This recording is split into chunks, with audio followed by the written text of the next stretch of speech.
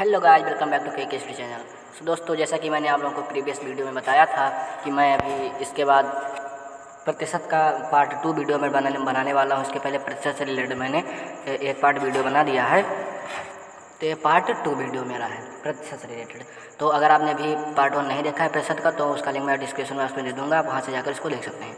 तो इस वीडियो में हम प्रतिशत से रिलेटेड पार्ट 2 के बारे में चर्चा करेंगे। और यहाँ पर मैंने आप लोगों को प्रीवियस वीडियो में बता दिया था कि हम कुछ चुनाव पर आधारित जो प्रश्न होते हैं उन पर हम कुछ चर्चा करेंगे, प्रतिशत से रिलेटेड हैं जो कि। तो चलिए दोस्तों, हम बिना किसी देरी के हम वीडियो को स्टार्ट करते हैं। और वीडियो को स्टार्ट करने से आप लोगों से रिक्वेस्ट है कि अगर चैनल पर अगर भी नए आए हों तो चैनल को सब्सक्राइब करके बेल आइकन को प्रेस कर दीजिए, जिससे आने वाली हर रिसेंटली वीडियो आप तक पहुँचती रहे सबसे पहले। और बेल आइकन को प्रेस करना भी मत भूलिएगा। तो चलिए दोस्तों, अब हम वीडियो को स्टार्ट करते हैं। और वीडियो को लाइक से ज़्यादा से ज़्यादा कीजिएगा अगर पसंद आए तो अगर इस क्वेश्चन की बात की जाए कि एक चुनाव में 2 उम्मीदवार थे, जीतने वाले उम्मीदवार को 60% मत मिला। मतलब कि एक चुनाव था, उसमें 2 उम्मीदवार थे और जीतने वाले उम्मीदवार को 60% मत मिला। वह 1,80,000 मतों से विजयी हुआ। कुल मतों की संख्या कितनी थी? कहने का मतलब है कि माना हमने कि चुनाव में जो उम्मीदवार थे, माना ए व बी 2 उम्मीदवार थे, 2 उम्मीदवार थे। तो उसमें से जीतने वाले उम्मीदवार को, तो मतलब मैं मान लेता हूँ कि ए वाला उम्मीदवार था, जो वो जीतने वाला उम्मीदवार था, तो हम ए को मान लेंगे, ए को 60% मत मिला। ए जीतने वाला क्योंकि था, मैं यहाँ पर लिख दूँ जीतने वाला उम्मीदवार ए था, उसको 60% मत मिला। तो अब वह 60% मत मिला उसे, और वो 1,80,000 मतों से विजयी हुआ। तो मतलब कि कहने का है कि 60% मत पाकर वह 1,80,000 वोट से दूसरे उम्मीदवार की अपेक्षा 60% मत पाया और उससे 1,80,000 वोटों से विजयी हुआ। मतलब उससे 1,80,000 वोट का उसने लीड लिया, ए वाला उम्मीदवार था।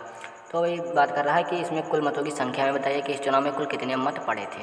तो इसके लिए हम पहले क्या करेंगे, पहले हम मान लेंगे कि हमारे पास कुल मतों का प्रतिशत कितना है। तो हम यहाँ पर पहले लिख देंगे कुल मतों की प्रतिशतता या प्रतिशत, कुल मतों की प्रतिशतता मतलब प्रतिशत में कुल मत कितने थे। तो अगर बात की जाए, क्योंकि यहाँ पर हमारे 2 उम्मीदवार थे, तो एक हारा उम्मीदवार था और एक जीता उम्मीदवार था, तो हम जीते उम्मीदवार को ए मान लेंगे और हारे उम्मीदवार को हम मान लेंगे बी। तो अगर जीते हुए उम्मीदवार को जब 60% मत मिला, तो और कुल मतों की संख्या 100% है, यहाँ पर मान लेंगे। तो जब उसको जो जीता है उम्मीदवार, उसको जब 60% मत मिले, तो हारे हुए उम्मीदवार को 40% मत मिलेंगे। 100 में से जब हमारा घटेगा, 100 में से जब हमारा 60 जाएगा, तो हमारा क्या कहते हैं 40% हमारा आ जाएगा। तो फिर अगर बात की जाए कि इनके दोनों उम्मीदवारों के बीच में जो जितने मत पड़े हैं उनके बीच का अंतर क्या है, उनके बीच का डिफरेंट क्या है। तो हम अब इसका डिफरेंट निकाल लेंगे। भाई हमारा यहीं से क्लियर हो जाएगा कि जब हम इनके बीच का डिफरेंट निकालेंगे तभी हमें क्लियर होगा कि इनके बीच की जो हार जीत का फैसला हुआ है जिन वोटों से, उन वोटों की संख्या कितनी है। तो चूँकि यहाँ पर पहले से ही 1,80,000 मत दिया हुआ है, मतलब इनके बीच के वोटों का डिफरेंस पहले से ही दिया गया है। तो हम इनके प्रतिशत का डिफरेंस पहले निकालेंगे कि कितने प्रतिशत का अंतर हुआ है इसमें। तो अगर हम 60 में से 40 को घटाएंगे तो हमारे पास आ जाएगा 20%। मतलब इन दोनों उम्मीदवारों के बीच 20% का अंतर हुआ है। तो इन दोनों मतों के बीच का डिफरेंट हमारा निकल कर आ जाएगा। डिफरेंट हम यहाँ पर लिखें तो 20% आ जाएगा। अब ये हमारा जो 20% डिफरेंट इनके बीच का निकल कर आया है, यही तय करेगा कि इन्होंने कुल कितने मतों से इन्होंने विजय पाई है। तो ये 20% जो है यही है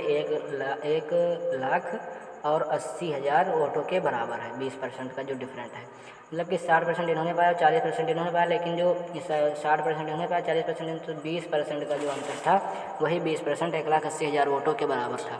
तो हम इसी का परसेंटेज निकाल लेंगे, फिर हमारा जो आंसर आएगा वही हमारा टोटल आ जाएगा वोटों की संख्या। तो अगर हम इसमें से अगर 1% की बात करें तो 1% हम इसमें से निकालेंगे तो हमारा 1,80,000 बटे में हमारा 20 आ जाएगा। तो 1% इतना निकल कर आएगा। तो अगर हम 100% वोटों की बात करें तो 100% वोट हमारा निकल कर आ जाएगा 1,80,000 बटे 20 और गुणे हम 100 से कर देंगे, क्योंकि यहाँ पर 1% 1,80,000 बटे 20 यहाँ पर आया 1% का। तो हम 100% का इसी तरह निकालेंगे तो 1,80,000 बटे 20 और गुणे हम चूँकि 100% का निकालें तो हम 100 से यहाँ पर गुणा करेंगे।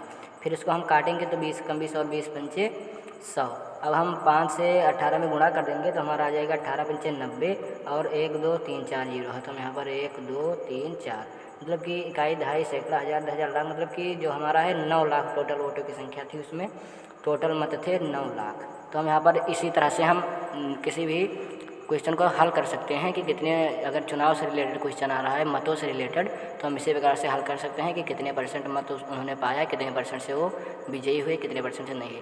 तो यहाँ तक आशा करता हूँ आपको समझ में आया होगा। एक और क्वेश्चन के माध्यम से मैं आप लोगों को समझाने की कोशिश कर रहा हूँ। तो दूसरा क्वेश्चन है कि किसी चुनाव में ए व बी दो प्रत्याशी थे। ए को 45% वोट मिला और वह 10,000 मतों से चुनाव हार गया। मतलब कि कह रहा है कि किसी चुनाव में ए व बी दो प्रत्याशी थे, ए को 45% वोट मिला और वह 1,000 मतों से चुनाव हार गया। तो हमें उस चुनाव में कुल मतों की संख्या कितनी थी, ये हमें फाइंड करनी है। तो इसके लिए हम क्या करेंगे, हम पहले देख लेंगे कि हमारे पास कुल मतों का प्रतिशत कितना है। तो मतलब है मतों की कुल, यहाँ पर मतों की कुल प्रतिशतता। इस वीडियो को आप लोग एंड तक देखिएगा, आपको पूरा समझ में आएगा, कहीं पर भी कोई भी मिस्टेक आपको नहीं होगी, किसी भी क्वेश्चन में कोई दिक्कत नहीं होगी। तो अगर हम बात करें कुल मतों की संख्या, तो हमारे पास अगर मान लेंगे हम 100% हमारे पास कुल मत था, तो 100% में से जो हारा उम्मीदवार उसको मिला 45% वोट। तो मतलब हम मान लेंगे हारने वाला, यहाँ पर लिख लें हारने वाला, और इधर हो जाएगा हमारा जीतने वाला प्रत्याशी इधर हो जाएगा और हारने वाला प्रत्याशी इधर हो जाएगा। तो अगर बात करें हारने वाले को चूँकि 45% वोट मिला है, तो हम यहाँ पर लिख देंगे 45% हारने वाले को मिला है, और जीतने वाले को तब 100, टोटल मतों की संख्या 100% थी और 100% में से 45% हारने वाले को मिला, और तो जीतने वाले को कितना मिला होगा, तो जीतने वाले को 55% वोट मिला होगा। तो अब हम इनके दोनों के बीच का डिफरेंट हम निकाल लेंगे। इन दोनों के, जो हारने वाला है उसने कितने % मत पाया और जीतने वाला कितने % मत पाया, तो इन दोनों के बीच का हम डिफरेंट निकाल लेंगे। तो डिफरेंट जब हम निकालेंगे तो हमारा डिफरेंट क्या निकल कर आएगा, तो हमारा डिफरेंट निकल कर आएगा 10% का। 10% का हमारा डिफरेंट निकल कर आया, मतलब जो ये 10% डिफरेंट आया है, यही हमारा तय करेगा कि कितने वोटों से विजयी हुआ कोई या कितने वोटों से वो हारा। मतलब एक प्रत्याशी उतनी ही वोटों से विजयी होगा और एक प्रत्याशी उतनी ही वोटों से हारेगा। तो यही यहाँ पर डिफाइन करेगा ये 10% मेरा जो है, मतलब इनके जो इन्होंने कितने % मत पाए और इन्होंने कितने % मत पाए, मतलब हारने वाले ने कितने % मत पाए और जीतने वाले ने कितने % मत पाए। तो इनके बीच का जो अंतर होगा, यही अंतर ही ये डिफाइन करेगा कि वोटों की कुल संख्या, मतलब हारने वाले, मतलब कि जो उनके बीच का अंतर होगा वोटों का, वो कितना होगा। तो ये जो 10% है, तो ये 10% ही 1,000 वोट के बराबर होगा मेरा, 1,000 वोट के बराबर होगा, क्योंकि 1,000 वोट ने ही चुनाव में हार जीत का फैसला किया है। तो ये जो डिफरेंट होगा इन दोनों के मतों का बीच का डिफरेंट जो आएगा, वही ये फैसला करेगा कि कितने वोटों से कोई हारा या कितने वोटों से कोई जीता। तो 10% 1,000 के बराबर होगा, तो 1% हो जाएगा हमारा 1,000/10 के बराबर, 1,000/10 के बराबर। तो अगर हम 100% की यहाँ पर बात करें, तो हमारा 100% हो जाएगा 1,000/10 गुणे 100, 10 दहाम 100, और हम 10 का 1,000 में गुणा कर देंगे। तो हम यहाँ पर एक लिखने के बाद 1 2 3 0 और 1 0, और मतलब इकाई, दहाई, सैकड़ा, हज़ार, 10,000। टोटल मतों की संख्या हमारे पास आ जाएगी 10,000। तो हम यहाँ पर देख सकते हैं कि बहुत ही सिंपल तरीके से, बहुत ही सरल वे में मैं आप लोगों को बता दे रहा हूँ। किसी भी क्वेश्चन आ जाएगा अगर चुनाव पर आधारित कोई भी तरीके से क्वेश्चन, तो आप इसी फार्मूले को यूज कीजिएगा, बहुत ही बेस्ट फार्मूला है। और आप कोई भी मतों की संख्या या कुछ भी होगा वो आप निकाल लेंगे। लेकिन इस वीडियो को आप लोग बहुत ही एंड तक जरूर देखिएगा, बहुत ही ध्यान से देखना है आपको। तो यहाँ पर जैसे बात की जाए कि यहाँ पर हमारे पास क्वेश्चन था कि किसी चुनाव में ए व बी दो प्रत्याशी थे, ए को 45% वोट मिला और वह 1,000 मतों से चुनाव हार गया। तो कुल मतों की संख्या हमें इसमें बतानी थी, मतलब कुल मतों की संख्या हमें यहाँ पर बतानी थी। तो हम यहाँ पर मान लेंगे कि कुल मतों के मत जो थे वो 100% थे, उसमें से 45% जो था वो हारने वाले ने पाया था, और तो 45% हारने वाले, तो 100 में से 45 जाएगा तो 55% बचेगा। तो वो 55% मत हो जाएगा जीतने वाले का 55% मत हो जाएगा। फिर हम इन दोनों के मतों के बीच का जो प्रतिशत है, जो परसेंट है, उसके बीच का हम डिफरेंट निकाल लेंगे। तो ये जो डिफरेंट आएगा, यही ये तय करेगा कि कितने वोटों से कोई जीता या कितने वोटों से कोई हारा।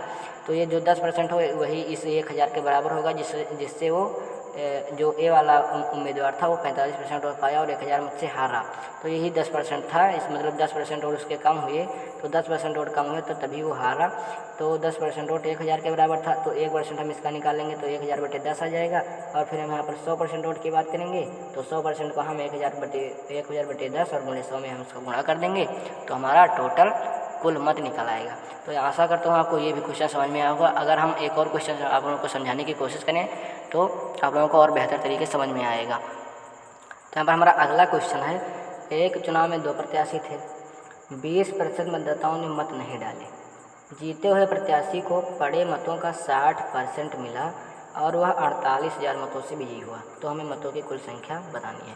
पहले आप लोग क्वेश्चन को बहुत ध्यान से पढ़िएगा, तो मैं यहाँ पर हल लिख दे रहा हूँ, तब तक आप लोग क्वेश्चन को पढ़िए। तब तक जैसे क्वेश्चन में कह रहा है एक चुनाव में 2 प्रत्याशी थे, तो हम मान लेंगे ए और बी 2 प्रत्याशी थे, उसमें से 20% मतदाताओं ने मत नहीं डाले। मतलब कि हम टोटल वोट लिखेंगे यहाँ पर, टोटल वोट है जो 100% होगा और 100% वोटों में से कितने वोट पड़े हैं और कितने वोट नहीं पड़े हैं, पहले हम इसको हम पहले अलग डिफाइन कर लेंगे। तो हम यहाँ पर पहले लिख लेंगे पड़े वोट और नहीं पड़े वोट, मतलब कितने % वोट पड़े और कितने % वोट नहीं पड़े। तो हम इसमें 100% में से पहले हम इसको निकाल लेंगे। तो 20% लोगों ने, चूँकि क्वेश्चन में दिया गया है कि 20% लोगों ने मत नहीं डाले, तो मतलब जब 100 में से 20% लोगों ने मत नहीं डाला तो कुल 80% ही वोट हमारा पड़ा उस चुनाव में, कुल 80% वोट ही पड़ा, चूँकि 20% लोगों ने मत नहीं डाला है। तो अब यहाँ पर क्वेश्चन में कह रहा है कि क्या कहते हैं, जीते हुए प्रत्याशी को पड़े मतों का 60% मिला, मतलब जो जितने मत पड़े थे, मतलब कि 80% मत पड़ा था और 20% नहीं पड़ा था, तो जो 80% मत पड़ा था उसमें से जीते हुए प्रत्याशी को 60% मिला। मतलब इसका हमें 80 का हमें 60% निकालना है और 80 का जो 60% होगा वो 48,000 मतों के बराबर होगा। तो हम 80 का हम 60% निकालेंगे। तो 80 का अब हम निकालेंगे कि इसमें से, इसका भी हम एक अलग चार्ट बना देंगे। यहाँ पर हमें निकाल लेंगे कि चूँकि 80% ही वोट पड़ा था, तो अब इसमें से हार जीत का फैसला हुआ है, ना कि 100% वोट में हुआ है।